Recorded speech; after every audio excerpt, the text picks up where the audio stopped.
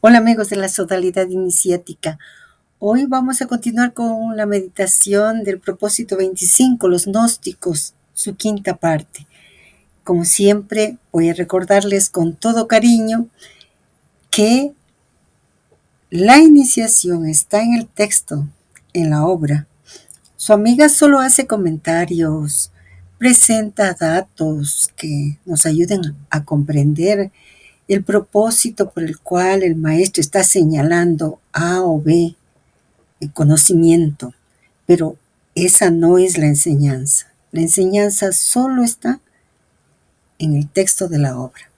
Por lo tanto, recordando aquello, también recordemos que podemos descargar toda la obra en 3 Serge Reinao de laferrier.net. Nos vemos.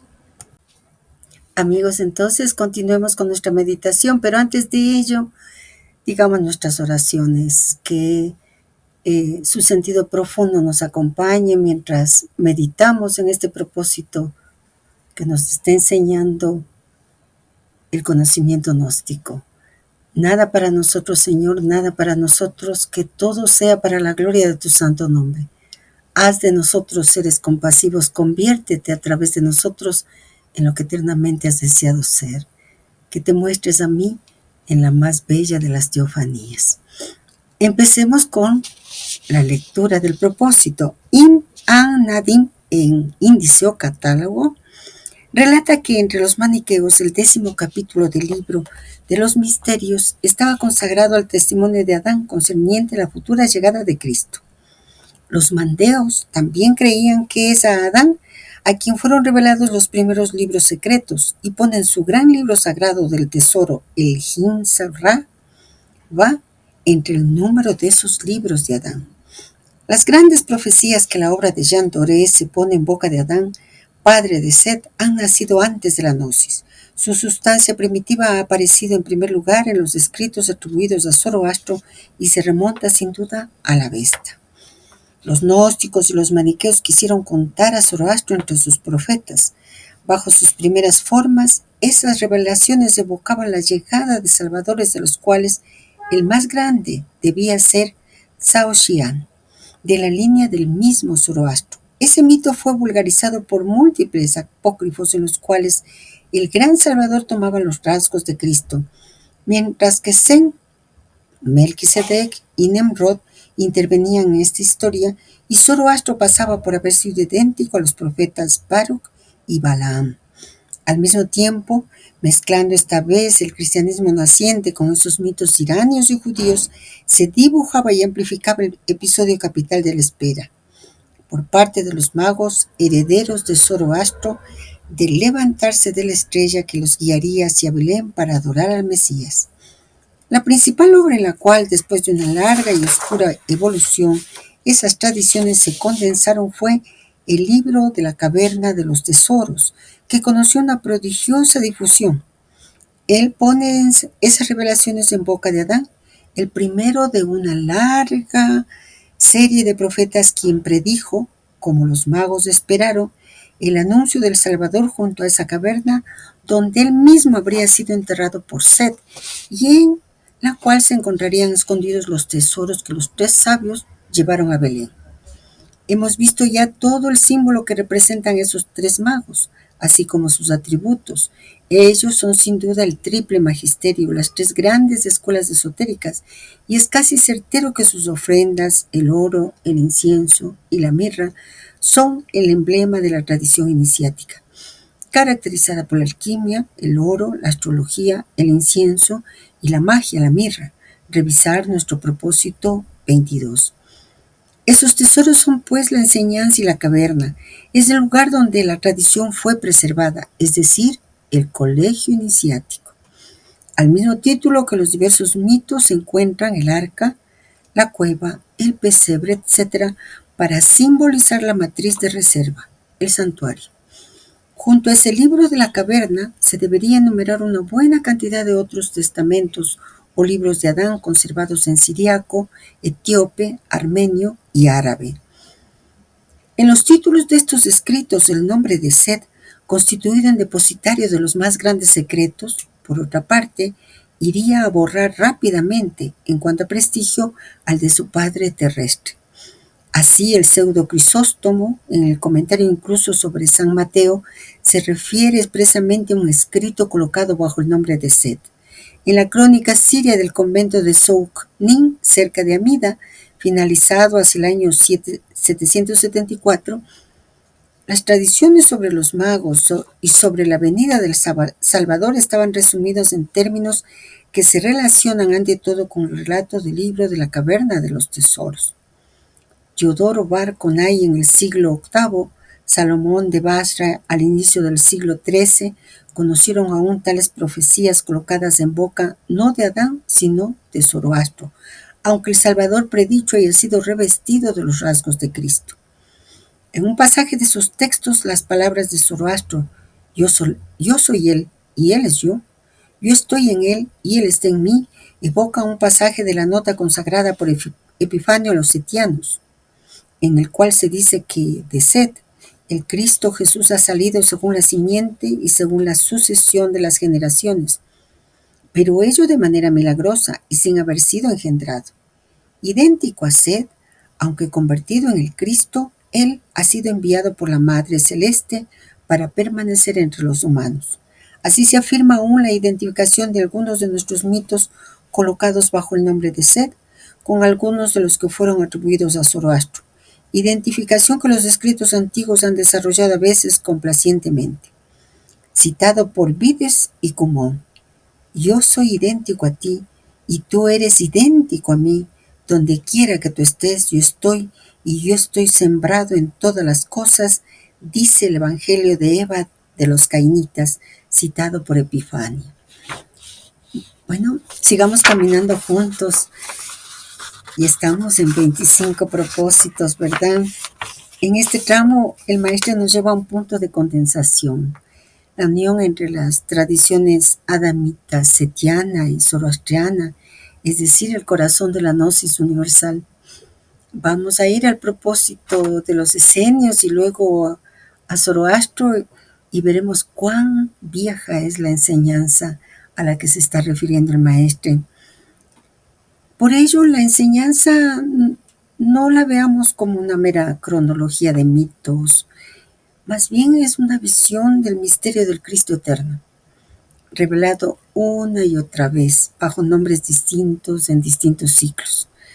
Vamos a desplegar esta enseñanza paso a paso como hemos hecho anteriormente, porque lo que se dice en este pasaje es de una profundidad extraordinaria. La herencia de Adán podríamos llamarle la memoria de la luz. Los maniqueos, mandeos y gnósticos coinciden en una idea. Adán fue el primer portador del conocimiento divino. Antes de la caída, él recordaba su origen y ese recuerdo quedó impreso en su testamento o libros. Por eso los textos hablan del libro de Adán del tesoro, Ginza Rabba, o de la caverna de los tesoros. Todos son metáforas de la sabiduría primordial enterrada en la materia, esperando ser reanimada. La tradición primordial que tanto nos habla nuestro amigo René Guénon. En términos iniciáticos, la caverna no es un lugar físico, sino el santuario del corazón, donde la semilla del espíritu, el tesoro, permanece oculta, esperando al nuevo Set, es decir, al Cristo interior que la despierte. Torese, como bien señala el maestre, muestra cómo el mito iranio del Sao Xian, el Salvador futuro, fue absorbido por la tradición gnóstica y cristiana primitiva. Los magos, herederos de Zoroastro, esperaban la estrella del Mesías, el sol de justicia. Pero lo profundo tal vez es esto: el Cristo solar de los magos y el Cristo gnóstico de los setianos no son distintos. Ambos representan el descenso del logos luminoso que viene a liberar la chispa divina de la materia. En esa línea, Zoroastro puede decir: yo soy él y él es yo, porque en el plano del espíritu no hay dos. El que despierta la luz es la misma luz. Eso mismo repite el Evangelio de Eva: yo estoy sembrado en todas las cosas. Es decir, la semilla crística está en todo lo que existe, esperando el soplo del reconocimiento. Set Es visto como el principio crístico. Los gnósticos setianos sostienen que el Cristo Jesús viene según la simiente de Set, no por genealogía biológica, sino espiritual. Set es el tipo del hombre de la luz, el que no es de este mundo, el halógenos, y Cristo es su manifestación plena. Así como el Espíritu descendió sobre Jesús en el Jordán, la simiente setiana es la corriente luminosa que atraviesa la historia de Adán a Zoroastro, de Zoroastro a Cristo y del Cristo a todo aquel que despierte el Verbo en su interior. Por eso el maestre dice, el Cristo no es un individuo, sino una función cósmica, una irradiación periódica del logo solar que viene a restaurar el equilibrio entre luz y materia en cada ciclo. Cuando nos mente el maestre sobre la caverna, el arca y el colegio iniciático, aquí nos está revelando una de las claves más hermosas del texto. Él nos dice, esos tesoros son la enseñanza y la caverna es el lugar donde la tradición fue preservada. La caverna de los tesoros simboliza entonces el colegio iniciático eterno, el depósito del conocimiento transmitido de labio a oído. En cada época, ese colegio toma una forma visible como los tres magos, pero su verdadera morada es el corazón del hombre puro, donde el verbo puede resonar sin interferencia. Por eso el maestro asocia los regalos de los magos con las tres ramas del saber tradicional: oro, alquimia, la transmutación interior; incienso, astrología, la ciencia de las correspondencias; mirra, magia sagrada, el poder del verbo creador. El que posee estas tres llaves puede abrir la caverna y reconocer los tesoros ocultos y poder decir la fórmula de la unidad: yo soy Él y Él es yo. Esta frase es una de las más puras expresiones del monismo gnóstico. El alma redimida se reconoce en el uno. En el instante en que el ser humano pronuncia internamente ese reconocimiento, cesa la separación entre creador y criatura. El alma vuelve al pleroma, no arriba, sino adentro. Así cuando Zoroastro o Sed o el Cristo dicen yo soy Él y Él es yo, no hablan de orgullo, no hablan desde el ego, sino desde la identidad esencial. La chispa de logos en el hombre se reconoce como la misma sustancia que el sol espiritual. Y la caverna, sea el corazón, el colegio iniciático o el centro de la tierra, es el lugar donde todas esas tradiciones confluyen, donde el alma se encuentra a sí misma porque encuentra el tesoro y comprende la unidad de todos los profetas en el verbo único. Voy a contar un chismecito iniciático, porque solo eso compartimos. Miren, realmente la meditación, como esta alma lo hace, es mientras estudia el propósito, mientras se está preguntando, bueno, ¿qué nos quiere decir? ¿Por qué nos está planteando esto? ¿Qué realmente nos está mostrando? Una y mil preguntas. Esta alma está meditando. Pero luego, pues, como tiene que hacer el guión, como le enseñaron, entonces escribe todo. Lo que va encontrando, lo que va leyendo con su alma. Y cuando hago los banners, como ya imprimo todo y digo, a ver, esto con video, esto haré un banner, esto mejor un cuadrito de síntesis, no, mejor esto copio. Voy meditando. Nada es como cuando uno es maestra, ¿no? Sigue haciendo el control de calidad, pero aquí es meditación. Y mientras estoy aquí con ustedes, también voy meditando. Y me acabo de dar cuenta de una cosa, que no la había visto antes y que realmente es hermosa.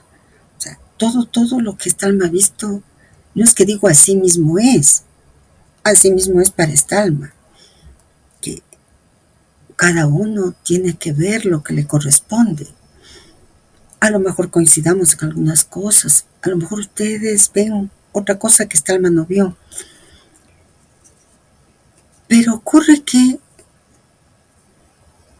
me doy cuenta si realmente la caverna que guarda los tesoros es el corazón, es nuestra vida completa, es el colegio iniciático, es la comunidad iniciática, o es el centro de la tierra, o es una caverna en una montaña sagrada. Entonces nos está dando también un linaje. Cuando nosotros vemos Zoroastro con Sao Xian como el futuro Salvador, Adán, Seth, Cristo, Jesús, los tres magos, nos está dando un linaje espiritual. Y cuando menta Melquisedec, pues todos ellos forman parte de esa cadena iniciática. Y acabo de darme cuenta. Volvamos al propósito. En la referencia de los filosofomena sobre los naacenos, constatamos que los miembros de la secta recurrían a la Odisea, tomando como tema de comentario místico el episodio del Hermes de Silene, cuando evoca las almas de los pretendientes, Odisea 24:1-4. Jerome Carcopino, en el misterio de un símbolo cristiano, hace notar que ya Simón el Mago habría recurrido al mito de Circe. En el comentario de Eustates sobre la misma Odisea, encontramos compilada según fuentes clásicas una exégesis del episodio de Ulises y Calipso que explica por qué razones ese relato puede atraer el interés de los gnósticos. Bouffiere, en los mitos de Homero y el pensamiento griego, 1956, hace así la traducción. La alegoría hace de Calipso nuestro cuerpo que esconde y encierra como una concha la perla del alma. En efecto, la ninfa retenía al sabio Ulises, de la misma manera como el hombre es prisionero en la carne. Así, Ulises tuvo pena de dejar a Calipso, en tanto estaba naturalmente atado a la vida. Pero por intermedio de Hermes, es decir, de la razón, Ulises reencontró su patria filosófica tan deseada, es decir, el mundo inteligible, verdadera patria del alma a los ojos de los platónicos. Asimismo, él ha encontrado de nuevo a Penélope, la filosofía, después de haber sido desligado y desembarazado de Calipso. Sabemos hoy, por las pinturas del hipogeo gnóstico del Viale Manzoni en Roma, luminosamente analizado por Jerome Carcopino, hasta qué punto esos mitos de la Odisea, interpretada como una pintura de las navegaciones del alma errante en el mundo de aquí abajo, habían sido complacientemente admitidos en la gnosis. Che Picard, en la gran pintura del hipogeo funerario del Viale Manzoni, ha subrayado cómo esas alegorías se prolongan por intermedio de Filón, Orígenes, Agustín, quienes las ligan a continuación al cristianismo medieval, y cómo el episodio de Circe llega así hasta el tímpano del nártex de la iglesia de Vézelay, en Francia. Escena que fue tomada hasta el presente para representar la evangelización de los sinocéfalos por el apóstol Tomás. A las revelaciones de los tratados típicamente gnósticos vienen a unirse escritos en apariencia cristianos, pero en los que sin embargo se han expuesto los mitos gnósticos. El más característico de los ejemplos es sin duda la Sofía de Jesús, de la cual una segunda redacción se encuentra en el Códice de Berlín, mientras que un fragmento griego del mismo tratado ha sido reconocido por el señor H. C. Puig en un papiro de Oxirrinchos que se remonta al siglo III. Esa Sofía o sabiduría de Jesús encierra esencialmente el contenido de la epístola de Eunosto, diseñado de manera que figuren en el marco de un diálogo facticio las respuestas dadas por Jesús a cuestiones planteadas por sus discípulos. Este pasaje es luminoso y el maestre hace confluir tres hilos en él: la mitología homérica, la exégesis gnóstica de los mitos y la cristianización simbólica de esas alegorías, especialmente, como él mismo señala, la Sofía de Jesús. Vamos a desilvanarlo espacio, tramo por tramo, porque en verdad es como un espejo del alma que navega entre los mundos, nuestras almas. El tratado heresiológico atribuido a Hipólito es una de las fuentes más antiguas sobre las sectas gnósticas. Allí, los naacenos, adoradores de la serpiente, interpretan los mitos griegos como parábolas de la descensión y retorno del alma. El maestro nos recuerda que ellos comentaban el pasaje de la Odisea en que Hermes guía las almas de los pretendientes al Hades. Para los naacenos, Hermes es el nous divino, recordémoslo, la inteligencia o razón celeste que conduce las almas perdidas en los apegos del mundo hacia la luz. Por lo tanto, Hermes de Silene es el mediador. Las almas errantes, los hombres prisioneros de la ilusión. Así, la Odisea deja de ser una epopeya profana y se convierte en la crónica del alma exiliada que anhela su patria inteligible.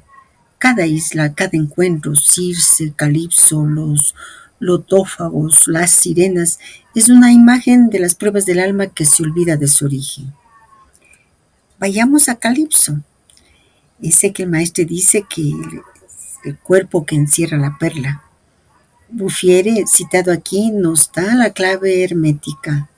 Calipso es nuestro cuerpo que esconde y encierra como una concha la perla del alma. La concha es un símbolo universal del cuerpo material y la perla del espíritu sepultado en la carne. Recordemos el himno de la perla de los Hechos de Tomás y, entre paréntesis, les recomiendo que lo busquen y lo lean. Es muy hermoso. Ulises, el hombre sabio, siente pesar al dejar a Calipso, porque el alma se apega a la vida corporal, aunque sabe que su verdadero hogar está más allá del mar de las formas. Hermes otra vez aparece como el intelecto iluminado, el mensajero divino que da la orden de partir. Regresa a tu patria. Y la patria filosófica de Ulises es el mundo inteligible. Lo que para Platón es el reino de las ideas y para los gnósticos el pléroma, Penélope, la fiel, es la sabiduría. Sofía que espera el regreso del alma purificada. Así, el ciclo entero de la Odisea se convierte en una parábola gnóstica. Ulises, el alma peregrina. Calipso, la materia. Hermes, el nous liberador. Penélope, la Sofía redentora. Ítaca, el reino espiritual, el pléroma. El maestro en esta parte del propósito subraya un hecho poco advertido. Estos mitos pasaron del mundo helénico a la exégesis cristiana. El hipogeo del Viale Manzoni en Roma del siglo II o III lo muestra visualmente. Allí aparecen pinturas gnósticas inspiradas en la Odisea, donde el alma es representada como una navegante entre monstruos y dioses. Jerome Carcopino vio en estas pinturas una teología del viaje del alma, perfectamente compatible con los textos gnósticos como el Poimandres o el Pistis Sophia. Che Picard continúa la cadena. Esas alegorías pasaron a través de Filón, Orígenes y Agustín al cristianismo medieval, transformándose en imágenes didácticas.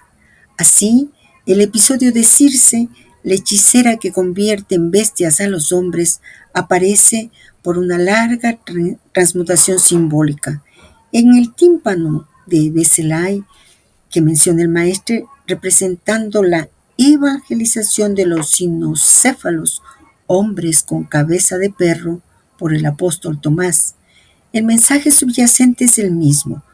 La humanidad animalizada por la pasión, Circe, es redimida por el Logos, Tomás el enviado.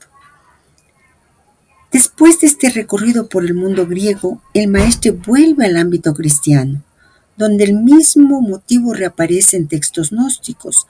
La Sofía de Jesús Cristo, descubierta en Berlín, es una reelaboración de la Epístola de Eunosto. El contenido es el mismo que el mito homérico, pero traducido al lenguaje del Cristo sabiduría.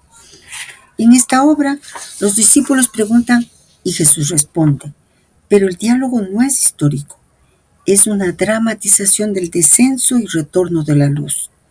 El alma perdida en el mar de la materia como Ulises es liberada por la sabiduría celestial Sofía. Jesús como Hermes es el mediador, el que enseña el camino de retorno a la patria original.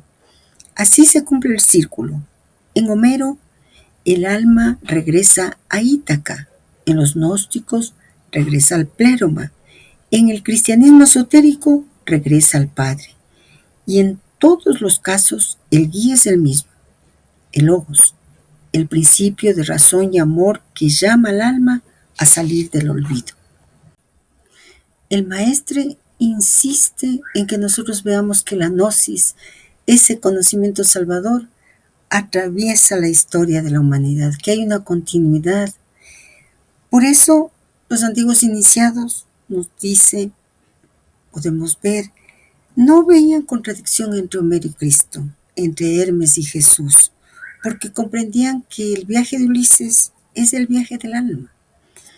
La odisea de cada ser humano que debe atravesar el océano de la existencia para reunirse al fin con la sabiduría divina. Por eso el propósito no se limita a citar fuentes, nos invita a revivir la odisea interior, a reconocer en nosotros mismos a ese Ulises, pero también a Hermes, a Calipso y a Penélope. El alma es al mismo tiempo la que está prisionera, la que anhela, la que guía, la que espera. El retorno es el reconocimiento de que todo el viaje ha ocurrido dentro de nosotros mismos. Y eso es lo iniciático y es lo maravilloso. No depender sino de esa luz que todos tenemos dentro. Volvamos al propósito psicológico. El libro se abre con un prólogo que recuerda a aquellos de los libros del Pistis Sofía. Después de la resurrección, los discípulos están en Galilea sobre la montaña. Y aquí una nota. Entre ellos figura la misteriosa Mariamne, a quien Santiago, hermano de Jesús, habría transmitido la doctrina que el Señor le había revelado y que los nácenos se gloriaban de poseer.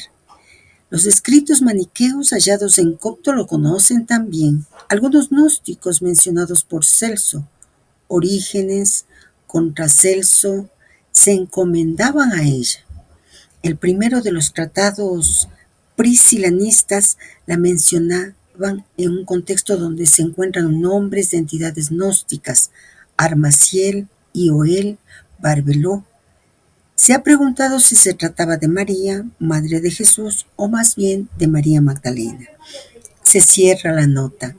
Ellos se interrogan vanamente sobre la sustancia del universo, la economía divina, la providencia. Entonces, súbitamente, Jesús se les aparece bajo el aspecto de un gran ángel de luz y responde a sus preguntas.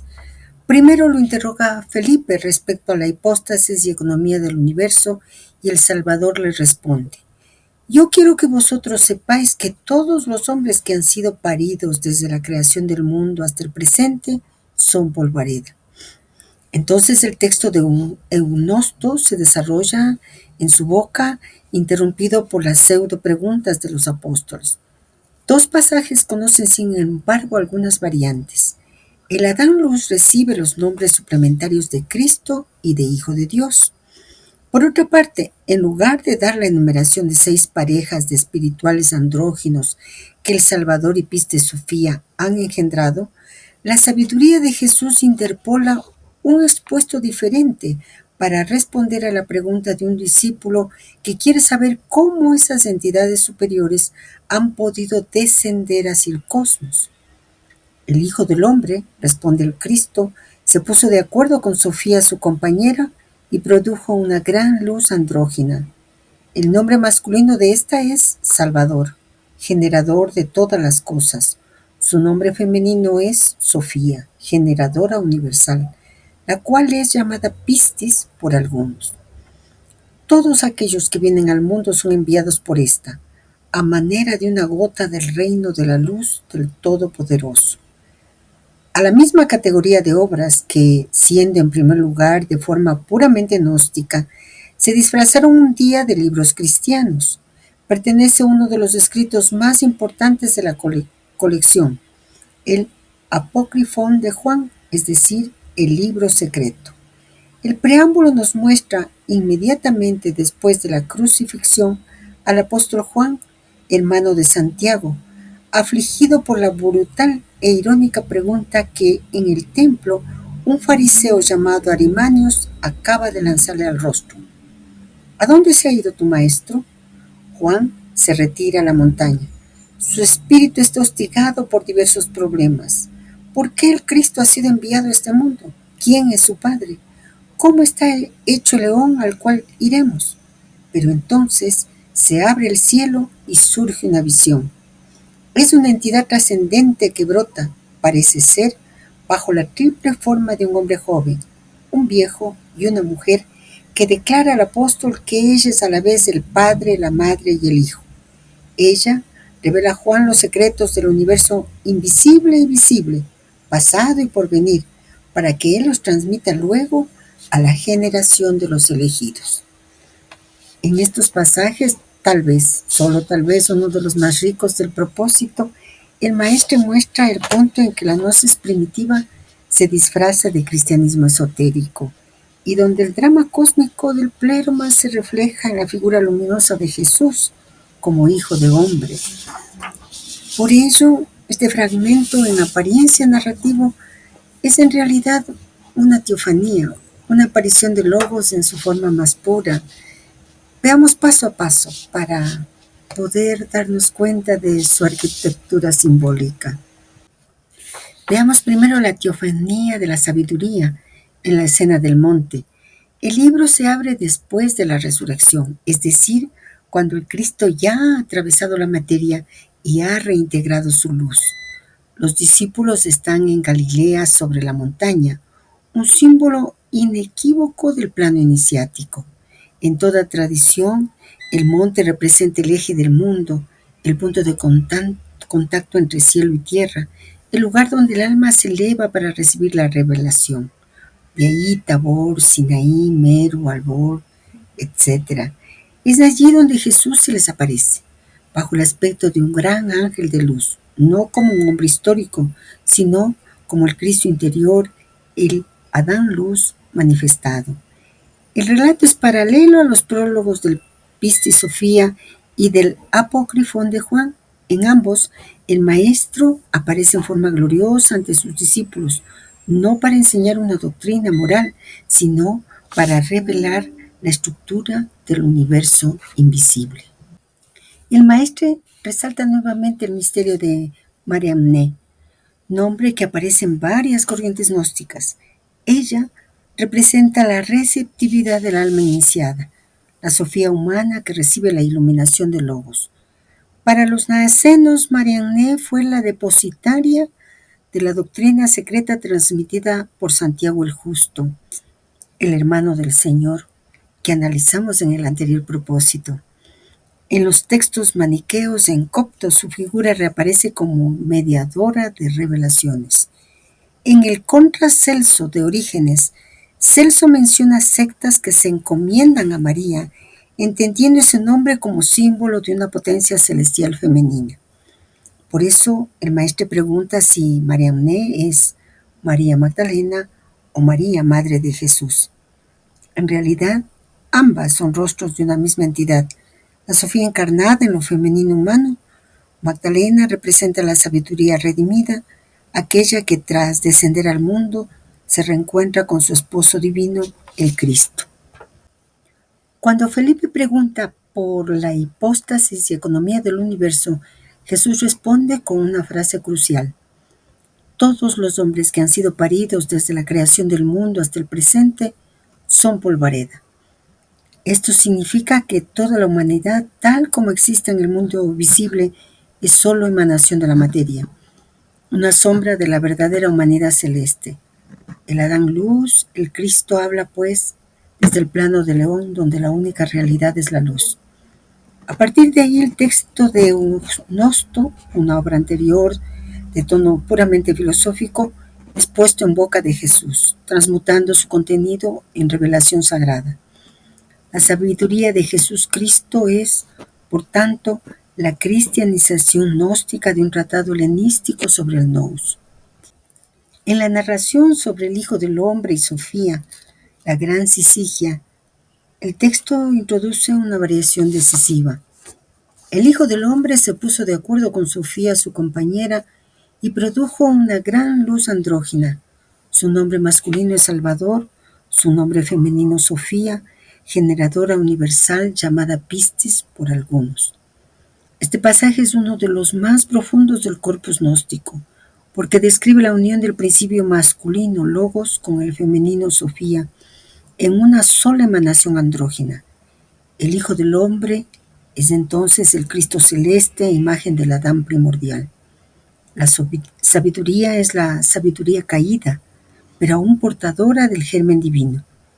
De su conjunción nace la luz redentora, el Salvador, llamado Sóter o Cristo Jesús. Esa luz andrógina es la síntesis del pleroma, la unidad que contiene en sí la doble potencia, activa y pasiva, emanente y receptiva, padre y madre.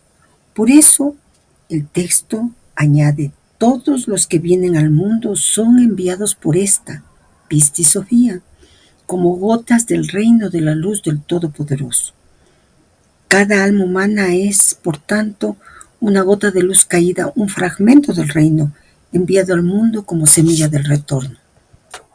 El Apocrifón de Juan, la revelación trina. El maestro pasa entonces al Apocrifón de Juan, para mostrar que el mismo esquema se repite en otro lenguaje. Juan, tras la crucifixión, se retira al monte, otra vez el símbolo del alma en recogimiento, y es asaltado por la duda. ¿Quién es su padre? ¿Por qué vino el Cristo? ¿Cómo es el león al que iremos? Entonces se abre el cielo y aparece una visión trina, un joven, un viejo y una mujer. Esta triple teofanía es la revelación del Dios total, que contiene en sí los tres principios eternos. El Padre, anciano; la Madre, Sofía o Barbelo; y el Hijo, Cristo. Este triple aspecto es una de las formas más antiguas del concepto de Trinidad, pero entendido no como tres personas separadas, sino como tres momentos de la misma luz: emoción, sabiduría y manifestación. La voz dice a Juan: yo soy el Padre, la Madre y el Hijo. De este modo, el Cristo revela que la divinidad es andrógina y unitaria, y que su propósito es hacer que el hombre, Juan, símbolo del discípulo interior, conozca esa estructura invisible y lo reintegre en sí. Nosotros podemos darnos cuenta que el Maestre nos coloca frente a un conjunto de visiones como una recapitulación del saber gnóstico. Veamos, por ejemplo, el Pistis Sofía expresa la redención del alma femenina. La sabiduría de Jesús muestra la unión del Hijo con la Sofía. El Apocrifón de Juan revela la naturaleza trina del ser. Así, el Maestro paso a paso nos hace ver que el alma pasa de la ignorancia de la materia al reconocimiento de su origen y finalmente a la unión con el todo, con el uno, o con el silencio, como le llaman algunas escuelas gnósticas. Cada uno de estos textos que el Maestro nos entrega representa una etapa en el proceso iniciático nuestro, como adeptos, como discípulos, como buscadores de la verdad, la purificación, el descenso y arrepentimiento de Sofía, la iluminación, encuentro del Hijo del Hombre con su esposa, la reintegración, visión trina de la unidad. Por lo tanto, el Cristo en estos textos no podemos verlo como un personaje histórico, sino como ese Adán luz reintegrado, el nous de la filosofía griega, que se reconoce en su propia Sofía interior. La unión de ambos engendra el Salvador interno, la conciencia iluminada. Por lo tanto, si esa Sofía interior es nuestra alma, la posibilidad de esa unión con el Cristo, con el Nous, con el Adán luz reintegrado, posibilita que el Salvador interno se engendre, la conciencia se ilumine. Por eso, cada uno de nosotros como discípulos debemos recibir esta revelación en el monte, es decir, en el punto más alto de nuestra propia alma.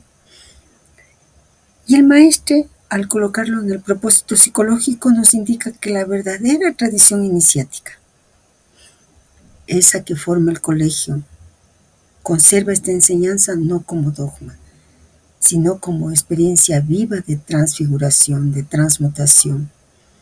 La sabiduría de Jesús, en realidad, sería como el espejo del alma que se descubre luz, que se descubre a sí misma. Entonces llevamos a presente la enseñanza crística. Volvamos a la lectura del propósito. Otra categoría de escritos es aquella en la cual los textos revelan una doctrina intermediaria entre la gnosis y el hermetismo. El más auténtico eslabón que reúne esos dos sistemas es el Apocalipsis de Dositea. En cuanto a los escritos propiamente hermetistas de esa categoría están reunidos en número de 5 en el Códice Sexto, que fue uno de los más empleados, como lo prueban aún fragmentos de plumas de pájaro deslizados entre sus hojas para marcar ciertos lugares del libro.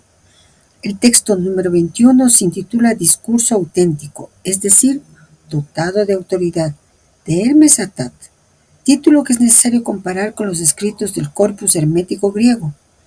Logos católicos, hieros logos, logos apócrifos, discurso universal, discurso sagrado, discurso velado. El texto número 22 está intitulado El sentido de la comprensión, el pensamiento del gran poder. Ese título recuerda las primeras líneas del extracto de un libro hermetista conservado por el Florilegio de Estobeo, actualmente designado con el número 18, donde se confrontan las mismas palabras, noema, pronoia, aistesis. El tratado siguiente, texto número 23, no tiene título. A su vez parece ser continuación de una enseñanza anterior. Hermes Trismegisto el Nous expone a su hijo los misterios de la heptómada, de la octoada y de la eneada.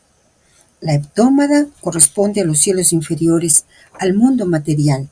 La octoada es el mundo superior, la divinidad, el reino celeste entre los gnósticos. Igualmente llamada la Jerusalén celeste, según el ejemplo citado por Sajnar en su Gnosis valentiniana. En cuanto al término de eneada, no se encuentra en los tratados herméticos que se poseen hasta el presente. Sería la imagen de la entidad suprema que preside a la octoada. En Poimandres, Reitzenstein acerca de esa noción algunas de las cosmogonías egipcias que describen 9 divinidades primordiales, en cuyo número figura el creador inicial que ha engendrado las otras 8. El texto número 25 no tiene tampoco ningún título preciso, sería más bien una continuación del tratado 23. Termina con un texto que mucho antes de los descubrimientos de los escritos coptos ya se conocía, la plegaria que se encuentra al final del Asclepius latino y que aparece también en un documento mágico griego, el papiro Mimaut. Son exhortaciones de Hermes a su discípulo. El Trismegisto proscribe finalmente escribir sobre texto una conjuración por miedo de que ciertos lectores impíos divulguen esta revelación, la emplean para obras maléficas o intenten servirse de ella para oponerse al curso de la fatalidad. Aquellos que hagan uso de ella, dice el texto, deberán marchar según la ley de Dios y no transgredirla en nada. Antes bien, han de pedir piadosamente a Dios la sabiduría y la gnosis. Es así como por grados los adeptos penetraron la vía de la inmortalidad, llegando a una concepción de la octoada, la cual revela a su vez la eneada. El discípulo repite la conjuración: por el cielo, por la tierra, por el fuego y el agua, los 7 usiarques, el espíritu creador, el Dios generador y aquel que ha nacido de sí mismo y aquellos que lo han engendrado, porque ellos guarden las cosas que Hermes ha dicho. Los usiarques, por los cuales se inicia esa enumeración de todos los poderes hasta los más elevados, son los jefes de la esencia o de la materia, los amos de los planetas. Ese término no se encontraba jamás hasta el presente sino en el Asclepios, citado en el Corpus Hermeticum. Este detalle es la señal de una influencia irania. El Asclepius precisa que las 7 esferas tienen por usiarques aquello que se llama la fortuna y el Eir Mar Mene. Entramos en una zona sutil del propósito, el punto donde la gnosis setiana y el hermetismo alejandrino, el hermetismo griego, se tocan y se funden en una misma corriente iniciática. Lo que el maestro nos está mostrando en este fragmento es como, al filo de los primeros siglos de nuestra era, la sabiduría del verbo y la ciencia del nous se entrelazaron para formar lo que después sería llamada tradición hermético-crística. Vamos a desglosar lo que el texto sugiere.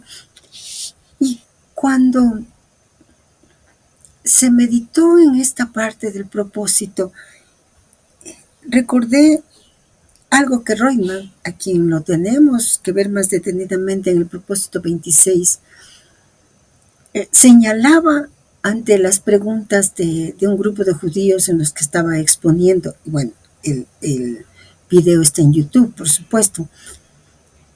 Y él decía, pero miren, nosotros no podemos considerar que todo lo que está dicho en la Torá viene de la nada, como que se hubiera bajado de Marte. Eso no es cierto.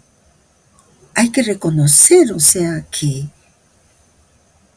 se cogió de todos los pueblos y que cuando fue llevado el grupo privilegiado de judíos a Babilonia, pues los textos judíos están llenos de la ciencia, la teogonía, la cosmogonía babilonia y de muchos otros pueblos.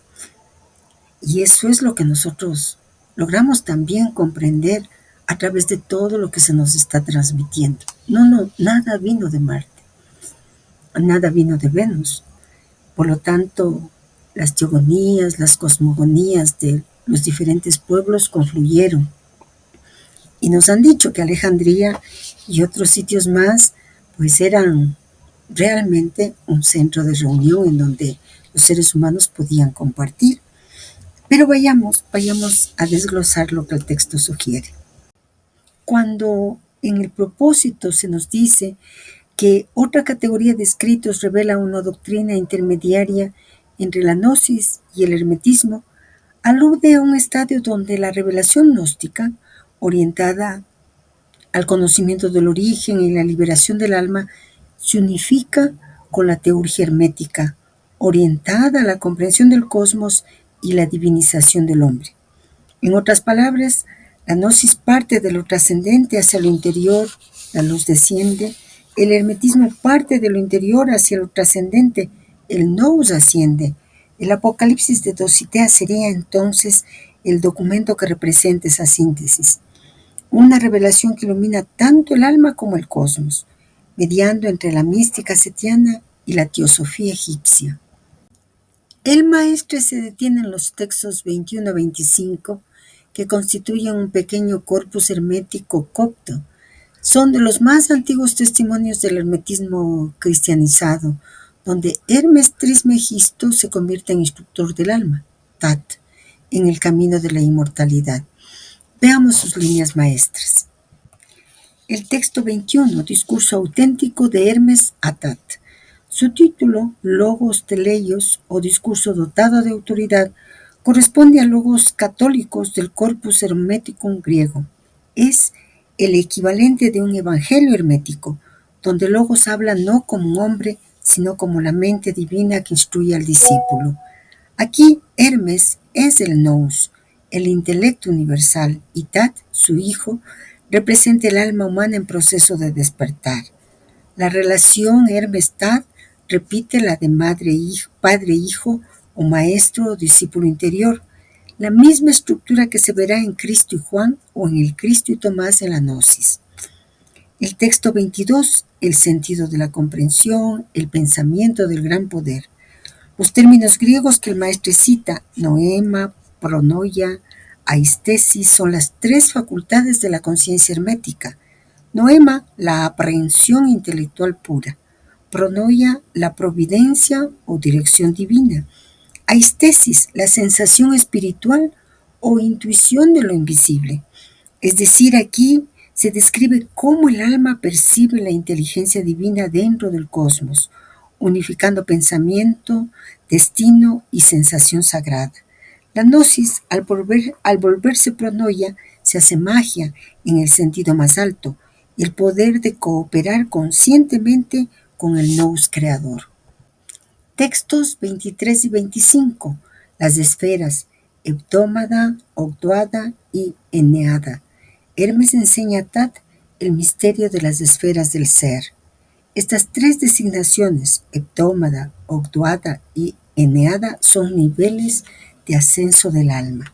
El tránsito desde la heptómada hacia la octuada es el ascenso iniciático, salir del ciclo astral, determinismo cósmico, para entrar en el mundo del espíritu, y la eneada, como enseña Reitzenstein, corresponde a la eneada heliopolitana de Egipto, donde Atum engendra las otras 8 deidades, una imagen arcaica del uno manifestándose en la pluralidad.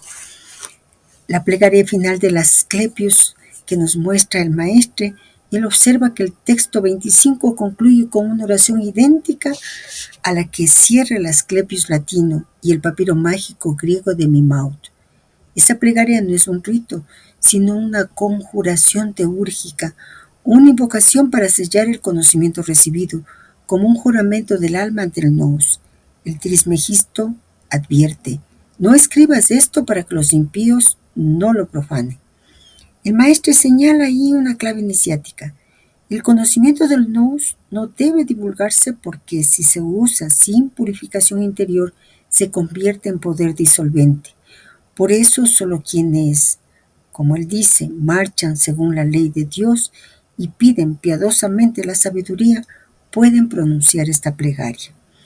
La oración invoca los 4 elementos, los 7 usiarques, señores planetarios, el espíritu creador y el Dios que se engendra a sí mismo.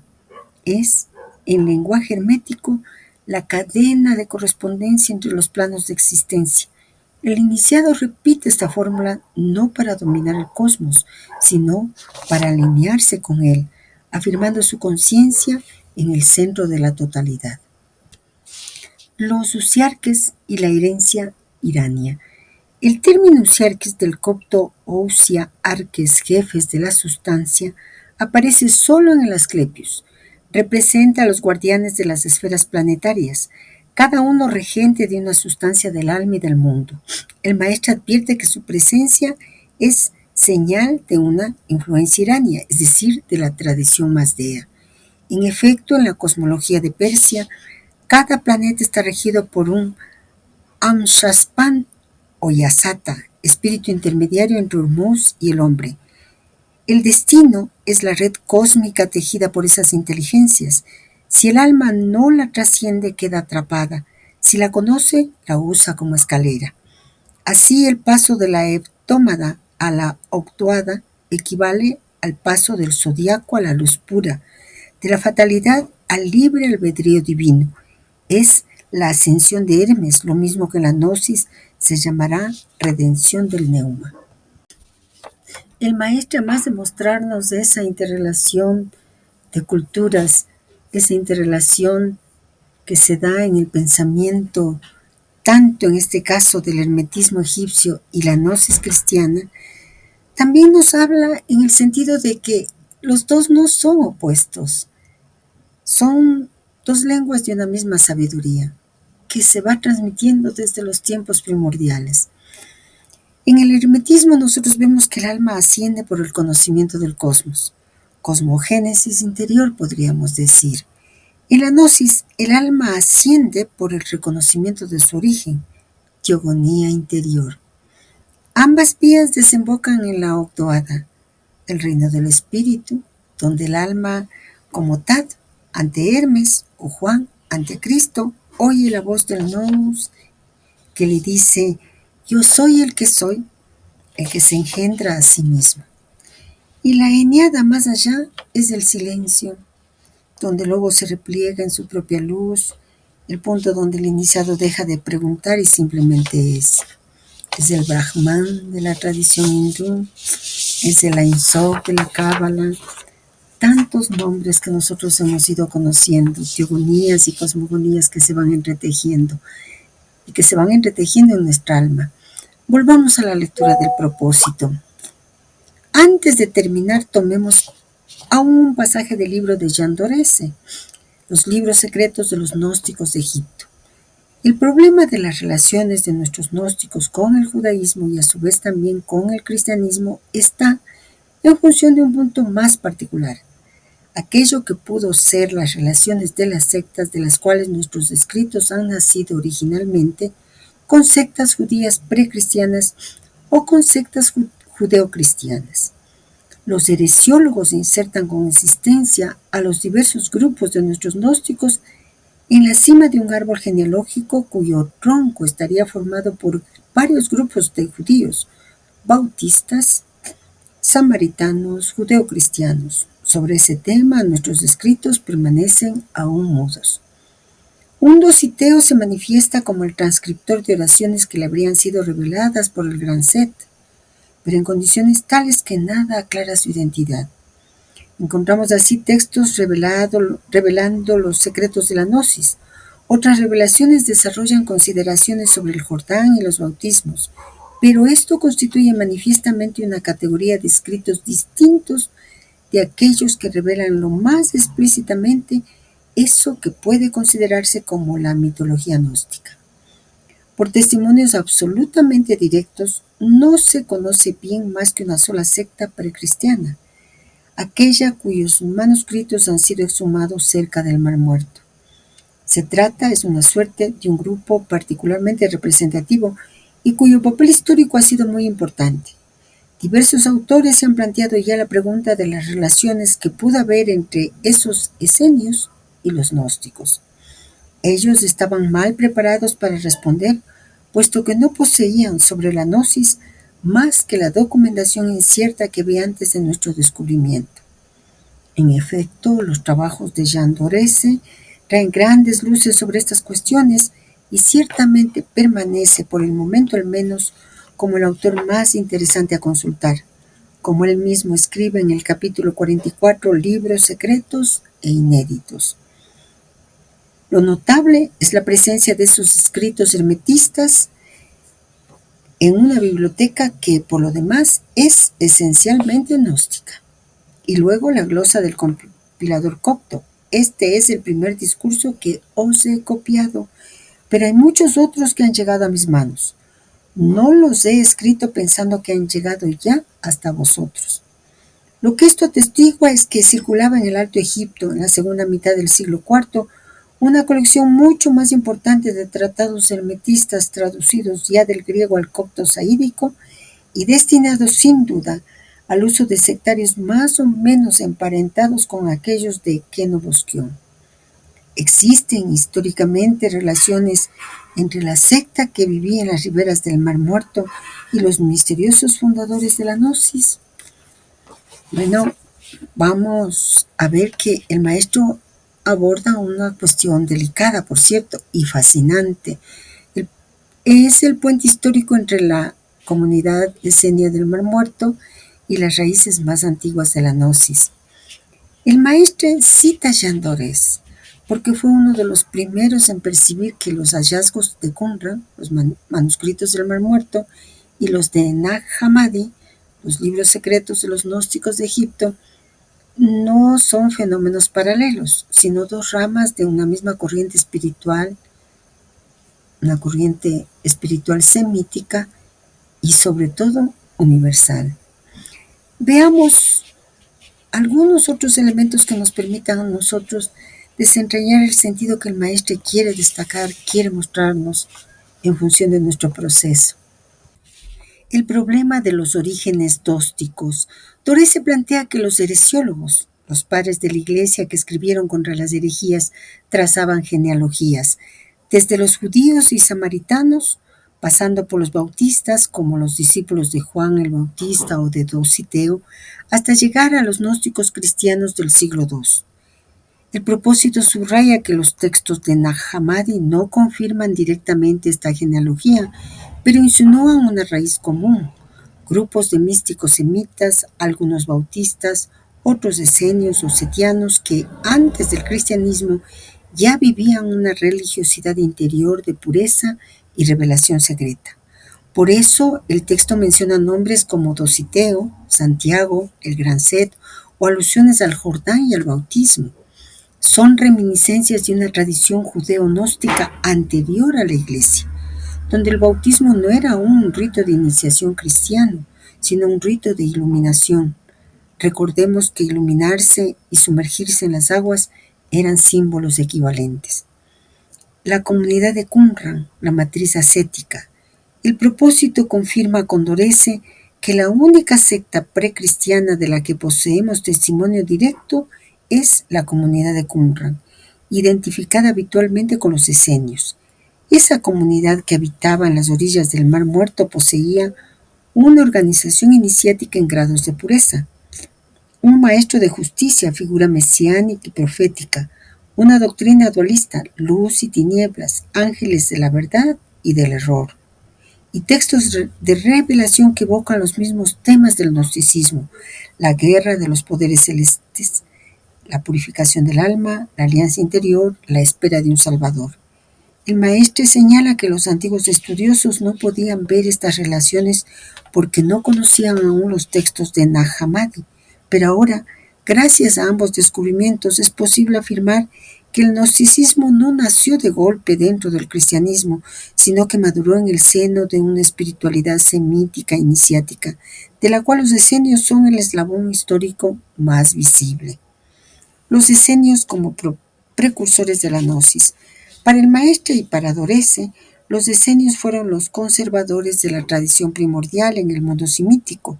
Ellos guardaron la ley interior por encima de la letra, la pureza del cuerpo y del alma como un medio de recibir la luz, el secreto de los nombres divinos, la espera de un maestro de justicia que sería el portador de la nueva alianza.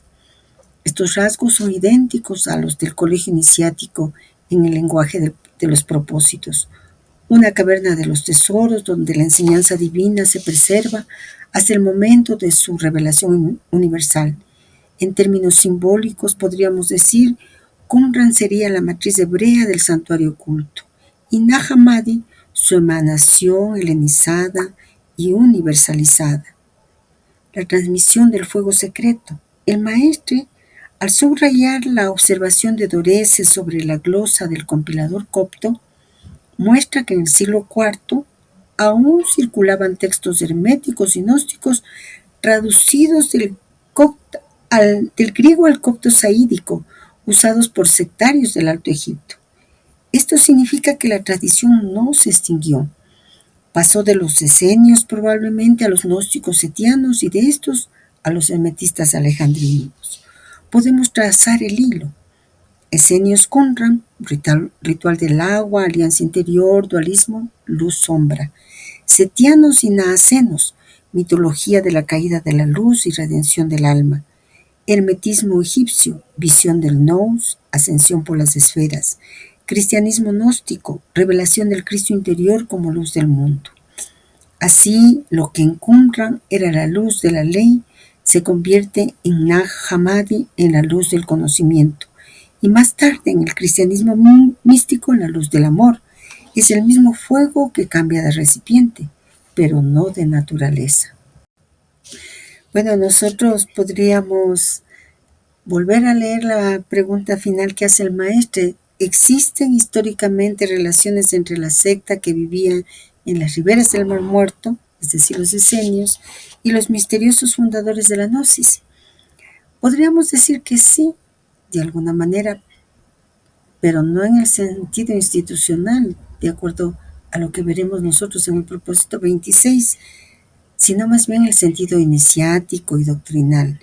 El maestre no busca probar una filiación histórica estricta, sino mostrar la continuidad de la tradición de la luz, de la tradición primordial.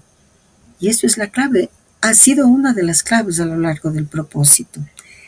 Los esenios fueron los guardianes del misterio en el marco judío, parece ser que sí. Los gnósticos fueron sus reveladores universales en el marco helenístico. Y en el colegio iniciático, el que preserva la caverna de los tesoros, esa es la cadena viva que mantiene la llama a través de los siglos.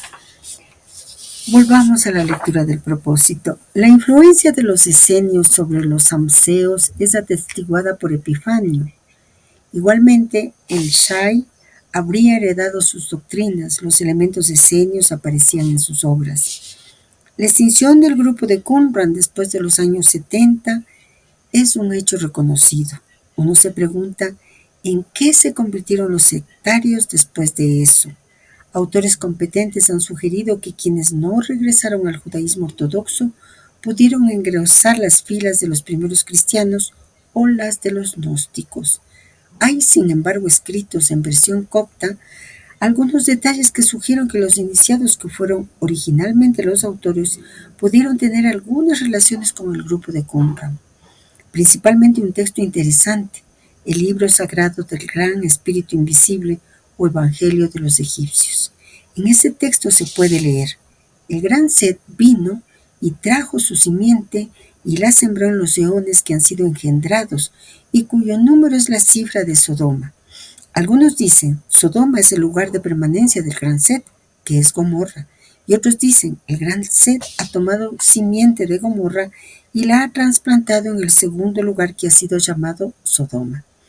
La expresión, la cifra de Sodoma, sugiere que las primeras líneas de ese pasaje contienen una especulación sobre el valor numérico de las letras que forman el nombre de Sodoma, valor cuyo total correspondería al número de eones que han sido engendrados, y es sin duda de la misma manera que se explicaría la alusión a Gomorra en la expresión Sodoma es el lugar de estancia del gran Set, que es Gomorra.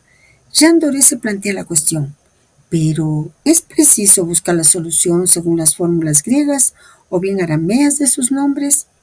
Por nuestra parte no insistiremos, habiendo hecho mención más de una vez durante el curso de nuestros escritos, en particular en el inicio de la serie de estos propósitos, del mecanismo guamétrico, de los ejercicios de la temora y del esoterismo en las funciones de la notárica. En este pasaje, el maestre está cerrando el círculo entre tres niveles de transmisión de la sabiduría: los esenios de Qumran, los gnósticos setianos, el colegio iniciático que recoge la herencia de ambos. Vamos a desplegar su significado con cuidado porque el maestre sigue entretejiendo historia, símbolo y ciencia sagrada cuando nos habla de gematría, de temorgia, de notárica. La herencia esenia y la supervivencia del grupo de Qumran. El propósito retoma lo que Dorese y otros investigadores también indicaron. Tras la destrucción de Jerusalén, del templo, años 70, el grupo de Qumran desaparece físicamente, pero su semilla espiritual no se extingue. Los que no regresaron al judaísmo fariseo siguieron probablemente dos caminos. Algunos entraron en las primeras comunidades cristianas, especialmente las más místicas, como los nazarenos, elchasaitas o samseos. Otros alimentaron las filas de los gnósticos que ya estaban activos en Siria y Egipto. El maestre cita a Epifanio y a el-Chasai, porque representan ese punto de contacto. Los el-Chasaitas practicaban bautismos múltiples, ayunos, ascetismo solar y lunar, y se consideraban guardianes de un libro de la revelación angélica. Esos rasgos son inequívocamente esenios, pero ya teñidos de gnosis. En otras palabras, el espíritu de Qumran se transmuta en los setianos y hermetistas de Nag Hammadi. El maestre de justicia de Qumran renace como el gran Set del Evangelio de los egipcios. El Evangelio de los egipcios y la simiente del gran Set. Vamos a hacer una comparación entre los textos de Qumran asociados a los esenios, y los textos gnósticos como el Evangelio de los egipcios dentro del marco del pasaje que el maestro nos entrega. Él mismo que especula sobre la cifra de Sodoma, el papel del gran Set y la posible conexión entre ambos grupos. El texto del propósito plantea que tras el año 70 después de Cristo, los miembros del grupo de Qumran desaparecen como comunidad organizada. Algunos estudiosos sugieren que quienes no regresaron al judaísmo ortodoxo pudieron integrarse al cristianismo primitivo o al gnosticismo. Se menciona un texto gnóstico copto, el libro sagrado del gran espíritu invisible o Evangelio de los egipcios, que habla del gran Set, la simiente sembrada en los eones y la cifra de Sodoma. Se especula que los autores gnósticos pudieron tener vínculos con Qumran, especialmente por el uso de gematría, temoura y notárica. Nosotros vemos entonces que el origen divino del grupo, en los textos del Qumran, los esenios se consideran hijos de la luz, elegidos por Dios. Los gnósticos creen en una raza espiritual sembrada por Set o el espíritu invisible. El dualismo, luz versus tinieblas, justicia versus impiedad, lo encontramos en los textos de Qumran. En los textos gnósticos, pleroma versus mundo material, alma divina versus ignorancia. El rechazo al mundo o del mundo, en los textos del Qumran, separación del mundo corrupto, vida ascética, y en los textos gnósticos, el mundo es obra de un demiurgo ignorante, el alma debe escapar de ese mundo. El uso de gematría y códigos, hay prácticas esotéricas como la gematría, la notárica, la interpretación simbólica de la Torá en los textos de Qumran. En los gnósticos, uso de cifras, nombres secretos, eones numerados, especulación sobre letras y símbolos. Y una figura redentora. Qumran espera un maestro de justicia o mesías sacerdotal. Los gnósticos, el gran Set o Cristo gnóstico desciende para liberar las almas. Y Sodoma y Gomorra, para Qumran, ejemplos de corrupción que serán juzgados. Para los gnósticos, lugares simbólicos donde se siembra la luz o se transfiere la simiente divina. Jean Doré se plantea una pregunta crucial. ¿Deberíamos calcular la cifra de Sodoma según su forma hebrea, griega o aramea? En hebreo, nosotros tenemos Sodoma, que es igual a 110. En griego, Sodoma es igual a 385. En arameo nos dicen que la forma puede variar, pero si se mantiene como Sodoma, el valor sería el mismo que en hebreo. El texto gnóstico nos dice, el gran Set vino y trajo su simiente y la sembró en los eones que han sido engendrados y cuyo número es la cifra de Sodoma. Esto sugiere que Sodoma no es solo una ciudad maldita, sino un símbolo numérico y espiritual. En Qumran, Sodoma representa el mundo corrupto que será destruido. En el gnosticismo, ese mismo lugar puede ser transformado por la semilla divina. Ambos grupos usan lenguaje simbólico, interpretación esotérica de nombres y cifras, una visión de redención que pasa por la purificación del alma o del mundo. ¿Pudieron influenciarse mutuamente? Es posible. Algunos puntos apoyan esta hipótesis. Ambos grupos florecieron en el mismo periodo, siglo I después de Cristo. Ambos eran sectarios, místicos y críticos del judaísmo oficial. El uso de gematría, temoura y notárica en los textos gnósticos sugiere una herencia común con prácticas esenias. La desaparición del grupo de Qumran coincide con el surgimiento de comunidades gnósticas en Egipto y Siria. Sobre los esenios nosotros vamos a meditar profundamente en el propósito 26, que se llama justamente los esenios. Por lo tanto, sí debemos detenernos en una pequeña conclusión. Cuando se dice que Sodoma y Gomorra son estados del alma, Es una forma de entender que los textos sagrados no solo narran hechos históricos. De hecho, nosotros vemos que más allá de los hechos históricos, tratan de mostrarnos verdades internas. El alma atraviesa Sodoma cuando se pierde en el deseo, podríamos decir, y Gomorra cuando se disuelve en la confusión. Pero incluso allí, la gnosis nos enseña que puede sembrarse la luz como lo hace el gran Sed. Volvamos a la lectura del propósito. Para dar una idea completa de la amplitud del movimiento gnóstico, de esas olas que llevan de un lado al otro del Mediterráneo, escritos y mitos más o menos análogos a aquellos de los sectarios del Alto Egipto, sería preciso estudiar aún muchos otros grupos. Por ejemplo, resumir la gnosis de Bardesane, el astrólogo de Nau, analizar las obras de los priscilianos que se extendieron desde España hasta el sur de la Galia, en la segunda mitad del siglo IV, revisar la enseñanza de los mesalianos, menos gnósticos y más cristianos, con su doctrina que legaron enseguida a los bogomilos.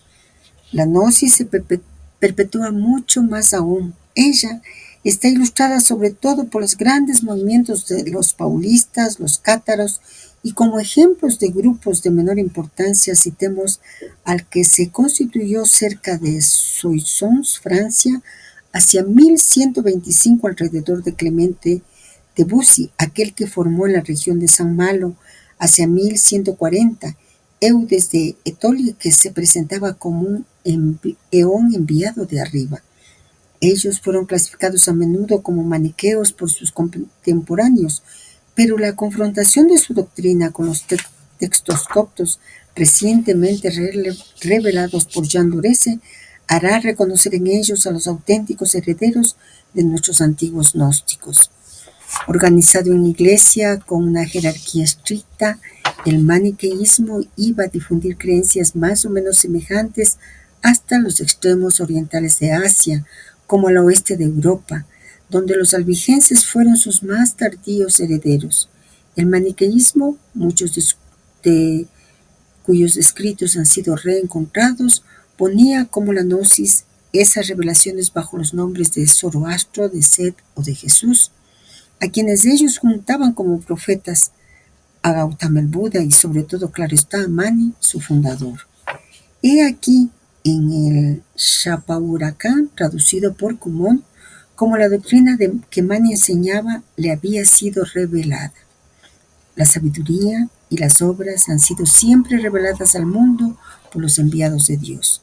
Así, en cierta época ellos fueron llevados a la India por el enviado Buda, en otra por Zoroastro a Persia y en otra aún por Jesús al occidente. En fin, esa revelación presente ha descendido, esa profecía se ha manifestado en esta edad suprema, por mí, Mani, el mensajero de Dios de verdad, en el país de Babilonia.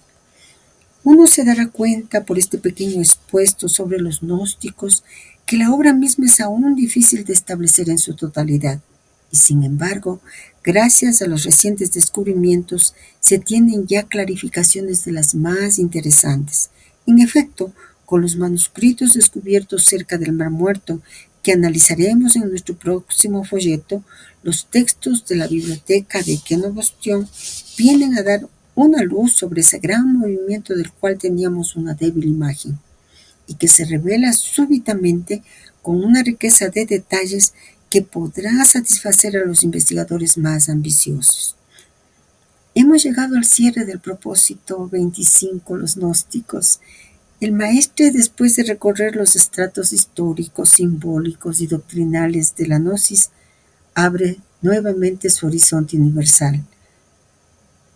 Nosotros ya hemos visto a los cátaros, aprendimos mucho de ellos, herederos de los gnósticos, de la gnosis. Vamos a desglosar aquí lo que el maestro nos ha dicho, pues el tono que utiliza el maestro es un tono de síntesis, pero también de alguna manera de profecía hermética. El anuncio de la continuidad del espíritu gnóstico a lo largo de los siglos. Las olas que llevan de un lado al otro del Mediterráneo. Esta imagen inicial del maestro es crucial. Las olas representan el movimiento vivo de la gnosis, no una escuela fija ni un dogma, sino un impulso espiritual que atraviesa civilizaciones. El Mediterráneo es el símbolo del Mare Nostrum de la tradición en Egipto, en Siria, en Grecia, en Roma, en Galia, en España. Cada cultura fue una orilla donde el mismo viento del espíritu tocó a los hombres diferentes con lenguas distintas.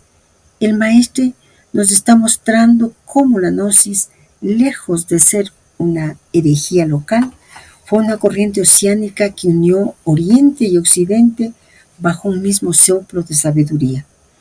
Los herederos sucesivos de la gnosis. El texto menciona varias genealogías espirituales. Bardesanes, siglos segundo y tercero. Sabio, sirio, poeta, astrólogo y teólogo, intenta conciliar cristianismo y pensamiento astrológico. En él, la gnosis ya se viste de ciencia celeste, puente entre el cosmos y el alma. Prisciliano, siglo IV, movimiento ibérico de pureza y conocimiento interior. En ellos sobrevive el ascetismo solar y el dualismo gnóstico. Los meselianos, los orantes, quienes afirmaban que el Espíritu Santo podía ser visto en el alma durante la oración continua, eco del ojo interior del que hablábamos antes. Bogomilos, paulistas, cátaros, albigenses, todas expresiones medievales de la misma tradición, de la misma transmisión de la luz o entrega de la luz. Y más adelante, Clemente de Buzzi y Eudes de Etoile, figuras menores pero simbólicas, representantes de la reviviscencia gnóstica en la Europa del siglo XII, que el maestre rescata como prueba de la perennidad del impulso setiano. El punto clave, la confrontación de su doctrina con los textos coptos, hará reconocer en ellos a los auténticos herederos de nuestros antiguos gnósticos. Es decir, no fueron herejes, sino continuadores del mismo verbo de luz que descendió desde Egipto y Siria. El descubrimiento de los códices coptos, Nag Hammadi, permitió siglos después reintegrar su linaje en la tradición universal. El maniqueísmo como eje transmisor universal. Luego el maestro destaca la función del maniqueísmo como la vía más estructurada de esa transmisión. Mani, el profeta persa, siglo III, es la figura del iniciado universal, hijo de la luz babilónica, heredero del mazdeísmo, conocedor del cristianismo y de la tradición búdica. Su mensaje, según el Xiaopo Huracán, es una síntesis profética. La sabiduría y las obras han sido siempre reveladas al mundo por los enviados de Dios. Buda en la India, Zoroastra en Persia, Jesús en Occidente y finalmente por mí, Mani. El maestre declara el principio gnóstico más profundo. La revelación no pertenece a un solo pueblo ni a una sola época, sino que se repite cíclicamente bajo nuevas formas. Cada profeta o eón encarna una faceta del mismo logos. Por eso el maestro, al citarlo, está mostrando el ideal del colegio iniciático, la religión única y perenne, o una religión única y eterna, una cadena ininterrumpida de portadores de la luz. La obra misma es aún difícil de establecer. Con estas palabras finales, el maestro reconoce la dificultad de reconstruir históricamente la gnosis, no por falta de textos, sino porque la gnosis no puede ser capturada completamente por la letra. Sin embargo, los nuevos hallazgos, Qumran y Kenoboskion, ofrecen una revelación simultánea. Dos bibliotecas, una judía y otra gnóstica, descubiertas casi en la misma época, 1945-1947, como signo de restauración de la sabiduría antigua. Cuando dice, vienen a dar una luz sobre este gran movimiento del cual teníamos una débil imagen, nos está indicando que el tiempo del velo ha pasado. La tradición está siendo reiluminada por una nueva generación de buscadores. El propósito termina con una puerta abierta. Anuncia que en el próximo folleto se estudiarán los manuscritos del Mal Muerto, pero el tono es casi de llamada iniciática. He aquí que la luz que fue enterrada vuelve a brillar desde el polvo. Nosotros observamos todo el arco de este propósito 25. Vemos que la gnosis como conocimiento salvador no es un sistema perdido en los pliegues del tiempo, sino el conocimiento rescatado una y otra vez de las ruinas de los mundos, de las lenguas y de las religiones. Es la memoria luminosa del espíritu que en cada era encuentra nuevos vasos donde habitar. Los antiguos decían que la gnosis es el fuego que sobrevive al diluvio, no una doctrina escrita, sino un modo de ver, una visión que permite reconocer en el alma humana el reflejo de lo no oculto. Así, los textos gnósticos, los signos herméticos, los rollos del Qumran y los cantos maniqueos no son restos dispersos, sino fragmentos de una única palabra, la del Cristo eterno, que se manifiesta en todos los ciclos de la humanidad. La gnosis nos ha enseñado que el hombre contiene dentro de nosotros mismos la chispa del pleroma, el punto inmaculado del espíritu. Pero esa chispa duerme, prisionera del mundo inferior, del caos y de la ignorancia. Los misterios que la gnosis vela y transmite son los grados de ese despertar.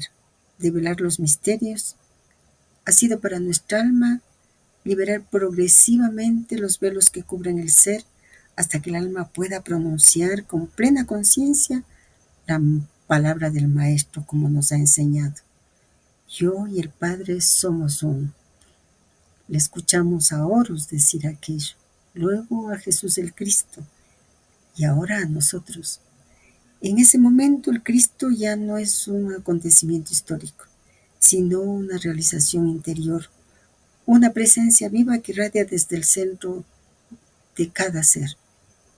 Entonces el iniciado se convierte en un portador de la luz salvada y salvadora, un eslabón más de la cadena dorada de la tradición. Y comprendemos entonces aquello que Mani decía, Cristo el Salvador salvado, y ahora podemos decir la gnosis salvadora también salvada, porque ya no es un recuerdo, ya es una vivencia interior de nuestra parte. Y bueno, este propósito fue publicado en marzo de 1958.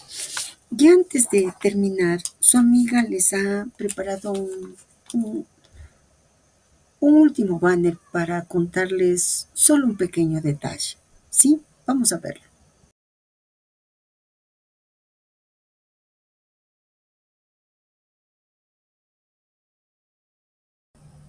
El maestro, uno de los primeros libritos que nos recomienda es justamente eso.